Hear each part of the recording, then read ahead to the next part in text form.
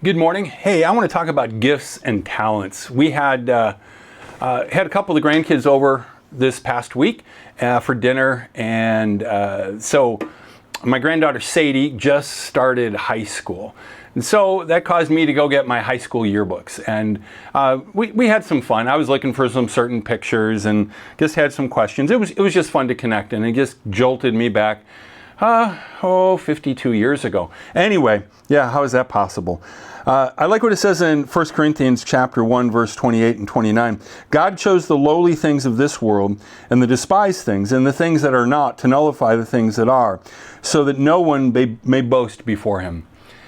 What are your gifts and talents? And as I was going through the yearbook, what stood out to me was there were a couple of times where I had a microphone in my hand, or I'm talking into a microphone. And I think back to, and I was talking to my granddaughter a little bit about that, how that happened. But when I was in high school, I started to be asked to narrate things like the skit at the homecoming pep rally. That's what came up, was she didn't want to go to this pep rally anyway. And I said, I used to be the MC at the pep rally. And it's like, and I was trying to think, like, how in the world did that happen? And a lot of it has to do with the guy who did it before. There's two guys that did it that were a year ahead of us, and they kind of bequeathed it to me and my buddy Mike. So, and I was able to give a shout out to Mr. Westerkamp for that. But that was foundational in my life, because I still talk up in front of people. Now, I'm not saying I'm a great orator. I'm not saying I'm a great communicator. All I'm saying is it was a God-given ability that people started to notice that I was comfortable with a microphone. I was comfortable in front of people. And then I take a look at it. It's like, did it say narrator on my forehead? There's a couple of things. I don't know how it happened that I was chosen to do that, but I really enjoyed it. But here's the thing. Any gift or talent that we have, it's ultimately from God.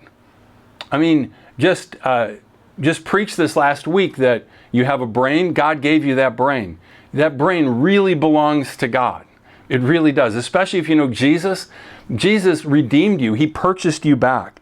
And Bob Goff emphasizes this, and he talks about, he said he has a friend who was in a play on Broadway, and he said he went to see it, and it was really spectacular. He said the choreography, the harmonies, the sets were dazzling, the guy in the kettle drums and the orchestra. And he said when the curtain came down, the entire audience sat in near disbelief of just the beauty and everything that they'd just experienced. But he said, what if he ran up on stage at that point, before the cast came out, and started to take a bow? I thought this was pretty funny, for what everyone else had just experienced, what they were doing. And what if I addressed the audience and said, I was so pleased that they liked the play that I didn't write, the music I didn't score, the sets I didn't make, and the orchestra I didn't conduct. He said, I'd be laughed off the stage. But in some way, shape, or form, don't we do that when we take credit for the gifts and talents that were entrusted to us? They were a gift. I remember in high school, I took an acting class, and so we put on it's like a day of TV. It was called Don't Touch That Dial. And I had a soliloquy. I was out there by myself. I don't know, it's about 5 minutes. It's the Noah routine by Bill Cosby. And right in the middle of it, I completely lost where I was at. I still remember there was a kid, he was a junior, off stage to my right, and he just went like this. And I called him Boom Boom, Joe Boom Boom Cunningham. That's all it took. Elephant, I was back on track.